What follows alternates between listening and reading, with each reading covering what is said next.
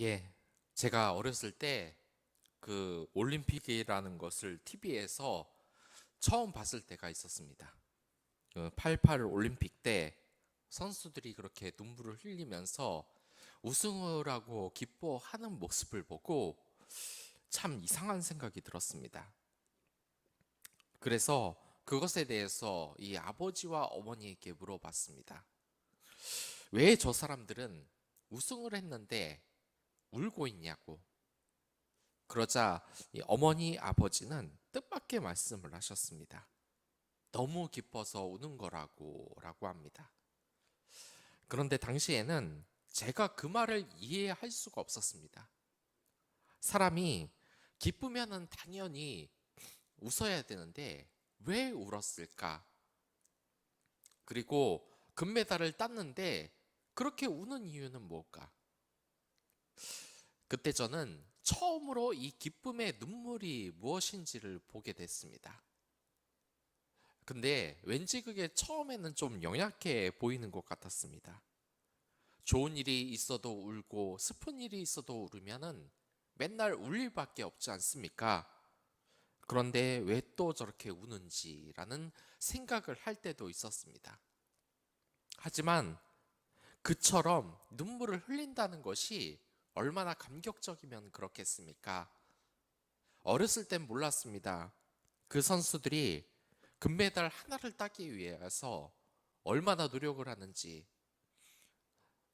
다른 생활들을 다 포기하고 선수로서 최고가 되기 위해서 죽을 만큼 노력을 얼마나 하는지를 잘 몰랐습니다. 그런데 여러분들 이 운동선수들 이야기 한번 들어보셨습니까? 그 사람들은 거의 이 생과 사를 오갈 정도로 힘든 과정을 참고 견딘다고 합니다. 이러한 스포츠가 어떤 스포츠가 있냐? 예외가 없습니다. 모두 다입니다. 한 가지 분야에서 평생 동안 노력을 한 사람들이라서 그런지 자신의 모든 자유를 다 포기하고 그것에만 올인을 했던 사람들인 겁니다. 예전에 그런 말을 들은 적이 있습니다. 이 체육 선생님에게 이야기를 들었는데 그 유도를 할 때 이 체급이라는 것이 있습니다. 모든 운동에는 이렇게 다 체급이 있기 마련입니다. 왜냐? 덩치가 큰 사람과 덩치가 작은 사람이 같이 싸울 수는 없는 겁니다. 이게 왜 그러냐면 한마디로 이것은 어린아이와 어른이 싸우는 것과 마찬가지이기 때문입니다. 그래서 이 운동선수를 보면 라이트급도 있고 팬텀급도 있고 헤비급도 있고 이렇게 여러 가지로 등급이 나누는 것입니다. 왜냐? 이렇게 등급이 나눠지지 않으면은 어떻게 할 수가 없기 때문입니다. 반칙이 되어버리기 때문입니다. 우리가 정당한 스포츠 경기를 한다고 해도 어린애를 불러다가 같이 대천을 할 수는 없는 겁니다. 그것처럼 이 체급을 나누는 것도 바로 그러한 이유입니다. 그런데 이렇게 체급이 나눠지게 되니까 신기한 현상이 벌어집니다. 그건 뭐냐면 이 운동선수들이 그 자기의 유리한 것에 따라서 이 체급을 줄이기도 하고 늘리기도 해서 이 급을 따로 출전하기도 한다는 겁니다. 그래서 자기가 좀 실력이 부족하다. 그럼 몸무게를 관리하면서 자기보다 몸무게가 좀 더 낮은 급에 가서 싸움을 하고 또한 자기가 여기 있는 것에 대해서는 잘 만족을 못하겠다. 그러면 또 살을 찌워서 좀 더 자기와 경쟁이 힘든 곳에 가서 이 싸움을 벌이기도 하고 그렇습니다. 그런데 그 체육 선생님은 어렸을 때 유도를 했는데 그 체급 관리가 정말 힘들다고 합니다. 하루 종일 운동을 하고 그렇게 열심히 노력을 했는데도 그 몸무게를 재보니까 살이 쪄 있다는 겁니다. 1kg. 그래서 어떻게 했느냐? 그 체육 선생님이 억지로 다 토하게 했다고 합니다. 그래서 결국 체급을 맞춰서 그 시합에 나갈 수 있었다고 합니다. 단편적으로 이런 이야기만 들어봐도 운동선수들이 얼마나 노력을 하는지 다 아실 겁니다. 그러나 우리가 또 봐야 될 것이 무엇이냐면 그 고통을 금메달 딴 선수들만 하는 것이 아니라는 겁니다. 보면은 동메달을 따는 선수들도 있고 은메달을 따는 선수들도 있지 않습니까? 그리고 아예 메달을 따지 못하는 선수들도 있습니다. 이런 선수들은 노력을 덜하냐? 물론 이 금메달 딴 선수들이 노력의 횟수나 이런 정신력이 더 높은 것은 어느 정도 사실일지는 모릅니다. 하지만 은메달, 동메달을 따든지 아니면 그곳에서 아무런 메달이 없던지 그런 사람들이 결코 게으르다고 할 수는 없는 것입니다. 참고로 우리나라 축구 선수들이 아무리 잘해도 8강 그 정도까지밖에 못 가는데 그렇다면 그 선수들이 대충 경기를 하고 오느냐? 그건 아니지 않습니까? 아무튼 제가 말하려고 하는 것은 이 운동선수들이 자신의 평생을 바쳐 이 운동을 아무리 한다고 해도 열매가 없을 수도 있다는 겁니다. 하루 종일 평생 갔다가 이 노력을 해도 금메달의 영광이 자기에게 오지 않을 수도 있다는 겁니다. 제가 며칠 전에 한 영화를 봤는데 그 영화에서는 어떤 말을 하냐? 이 복싱에 실패한 어떤 사람이 자신이 은메달 리스트라는 것, 그 메달을 들고 자랑하면서 이 시합을 합니다. 왜 금메달도 아니고 은메달을 자랑하겠습니까? 그것은 일종의 이 영화적인 상징인데 1등이 되지 못하는 그러한 비련한 삶을 표현하고자 은메달이나 동메달을 딴 사람을 이렇게 내세우는 것입니다. 그래서 우리는 한편으로는 두렵기는 합니다. 나는 내 인생에서 정말 길을 열심히 걸었지만 금메달을 따지 못하는 인생이면 어쩌나, 그러한 걱정이 우리에게 있지 않겠습니까? 그것이 바로 믿음에 대한 것입니다.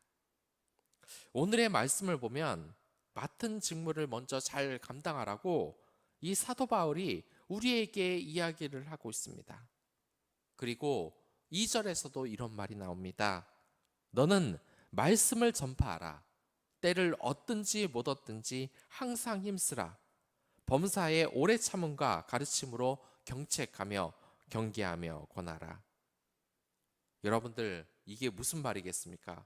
때를 얻든지 못 얻든지, 이 때라는 것은 종말의 때를 말하는 것이고 우리가 결국 하나님에게 열심히 노력한 그 대가를 받는 그러한 날입니다. 아무리 어려운 핍박의 날이라도 믿음을 가지고 철저하게 나 자신을 치면서 이렇게 새벽에도 예배를 드리고, 또한 아무리 어려운 상황이라도 이웃들을 위해서 활약을 하는 우리 이러한 그리스도인들에 대해서 지금 이야기를 하는 것입니다. 근데 말씀을 전하라는데 조건이 붙습니다. 때를 얻든지 못 얻든지 당장 열매가 우리에게 올 수도 있고 안 올 수도 있다는 겁니다. 종말이 때일 수도 있고 우리가 열매를 가질 수 있는 이 때가 안 올 수도 있다는 그러한 말입니다. 그러나 여러분들 바로 기억해야 될 것이 이 때를 얻든지 못 얻든지라는 것은 평생 들어서 전혀 열매가 없다는 말이 아닙니다. 결국 이 열매는 취하게 되어 있습니다. 우리가 이 세상을 떠나더라도 나중에라도 이 하늘나라에서 취할 수 있다는 겁니다. 하늘나라에 있는 지금도 이 수많은 영혼들이 있습니다. 그리스도 예수의 복음을 목숨을 걸고 지키다가 죽은 순교자들이 있는 것입니다. 우리도 이 세상에서 그리스도의 이 말씀을 지키면서 열매가 없다 다른 사람들은 얕볼지를 모르지만 우리는 이 열매를 언제는 얻게 되어 있는 것입니다. 그래서 이 사도 바울이 우리에게 무슨 이야기를 하냐? 8절을 보면 이제 후로는 나를 위하여 위의 면류관이 예비되었으므로. 여러분들, 이 디모데후서가 뭡니까?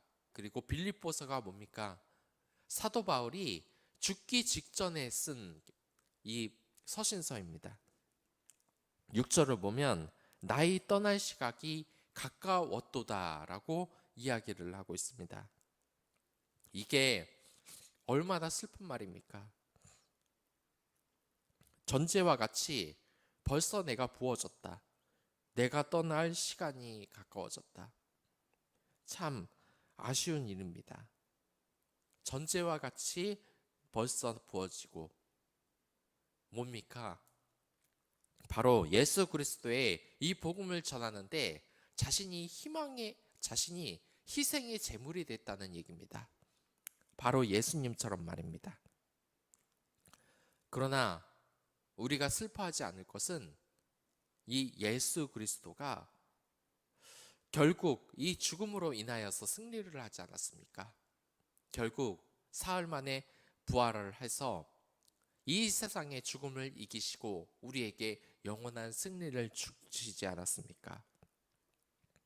확실하게 말씀드리는데 이 예수 그리스도를 믿는다고 당장 이 세상적인 복이 막 찾아오지는 않을 겁니다. 그러나 우리가 실망하지 않을 것, 이 믿음을 버리지 않을 것은 예수 그리스도께서는 결국 그 죽음 이후에 아무도 승리를 예상하지 못했을 때 다시 살아났던 것처럼 우리의 승리도 마찬가지입니다. 냉정하게 말씀드려서 어떤 분들은 하나님의 은혜를 받아서 사업이 잘 될 수도 있습니다. 그러나 생각을 해야 될 것이 있습니다. 왜 하나님이 그 사업을 잘 되게 했냐? 그것은 그 사업을 통하여서 예수 그리스도의 복음을 이 세상에 전하라는 뜻이 있는 겁니다. 하나님 사랑과 이웃 사랑을 전하라는 뜻이 있는 겁니다. 또한 아무런 열매 없이 이 세상을 떠났다 한들 그것은 우리가 면류관을 받지 못하다는 것이 아닙니다. 여러분들, 이 예수 그리스도가 가시 면류관을 쓰지 않았습니까? 전부 다 실패의 면류관, 조롱의 면류관이라고 했습니다. 하지만 예수 그리스도께서는 죽음에서 부활하시어 그 가시 면류관을 승리의 면류관으로 다시 만드신 분입니다. 우리가 정말 힘을 내야 될 것은 여기 이 8절에서 나와 있듯이 위의 면류관이 우리를 위해서 예비되었다는 겁니다. 그렇기 때문에 좀 더 참고 우리 이 복음을 위해서 함께 힘써 나가야 할 때입니다. 우리에게 아직 이 경기는 끝난 것이 아닙니다. 선수들이 금메달을 못 땄다고 그 인생이 실패한 것인 줄 아십니까? 제가 예전에 그런 이야기를 든 적이 있습니다. 이 독일에서 그 축구 시스템이 얼마나 훌륭하면은 그렇게 세계 최고의 선수들이 많이 나오냐 하는 것에 대해서 우리나라 이 축구 관계자들이 많이 나가서 공부를 하고 돌아왔습니다. 이 차범근을 포함하여 많은 축구 관계자들이 이 독일의 축구를 보고 느낀 점이 있는데 그것이 뭔지 아십니까? 그것은 그 독일에서는 실력 위주로 이 축구를 만들지 않는다는 겁니다. 이게 무슨 얘기냐? 저번에서도 말씀드렸다시피 이 독일에서도 어렸을 때 이 유소년 축구부가 있는데 이 축구부에서 실력 차로 아이들을 가르는 것이 아니라 실력과는 상관없이 모두들 이 축구를 행복하게 할 수 있는 분위기를 만들어준다고 합니다. 그러나 이 아이들이 이제 점점 커가지 않습니까? 커가면은 어떤 일을 해야 됩니까? 이제 축구 선수로 갈 인물들과 그렇지 않을 이 어린아이들을 그 청소년기에 이제는 좀 갈라야 됩니다. 그리고 고등학교 때도 이제 갈라야 되고 나중에 축구 성인팀에 가서도 이 갈라야 됩니다. 왜냐? 나중에 국가대표나 이 클럽팀의 프로 선수로 뛰려면 세계 최고의 실력을 가져야 하지 않습니까? 그래서 결국 몇몇은 이 프로축구 선수가 못 되고 맙니다. 그런데 이 독일에서 어떻게 하느냐? 이 프로 선수가 못된 선수들을 어떻게 하냐면 어렸을 때부터 이 축구에 올인을 하게 하지 않습니다. 끊임없이 공부를 하게 합니다. 왜냐? 모두가 다 프로 축구 선수가 되는 것이 아니니까. 그리고 이들이 실력이 아무리 없더라도 뛸 수 있는 기회를 최대한 줍니다. 그리고 이들이 나중에 축구와 관계된 것, 나중에 뭐 유니폼을 만드는 회사를 간다든지 아니면 어린이 체육 코치가 되든지 이런 식으로 체육인으로서 직업을 가질 수 있게 나중에 그 진로를 다 정해서 준다는 겁니다. 이게 뭐겠습니까? 꼭 이렇게 프로축구 무대에서 또한 국가대표 문양을 걸고 나서야만 축구 선수입니까? 위의 면류관을 갖는 것입니까? 그렇지 않습니다. 그곳에서는 이 축구를 좋아하기만 하면 누구든지 행복한 삶을 살 수 있다라는 가치를 보여주는 것입니다. 어쩌면 우리는 이것을 잊어버렸는지 모릅니다. 이 세상에서 크나큰 성공, 돈을 많이 버는 것만이 하나님께 영광을 돌린다고 생각을 할지 모르겠습니다.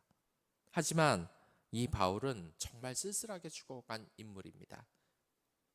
어디서 죽었는지도 잘 모르고 네로에게 죽지 않았나 그냥 짐작을 할 뿐인 사람입니다. 하지만 이 세상에서 가장 소중한 열매, 그리고 하나님으로부터 가장 큰 축복을 받은 자 아니겠습니까? 사도 바울을 통하여서 우리는 진정한 이 복음, 우리의 위의 면류관이 무엇인지 다시 생각해 보시길 바라겠습니다. 이 디모데후서, 단순히 우리는 활자된 글자만 읽지만 얼마나 큰 슬픔이 있겠습니까? 이 세상을 떠나는 얼마나 큰 두려움이 있겠습니까? 하지만 십자가에 달렸을 때가 영원한 승리의 때인 것과 같이 여러분도 그렇습니다. 아무리 어려운 그때가 닥칠지는 모르지만 그때를 넘긴다면 여러분들에게는 하나님의 의의 면류관이 있을 것입니다. 그 위의 면류관을 사모하는 여러분들이 됐으면 좋겠습니다. 그럼 다 같이 기도하도록 하겠습니다.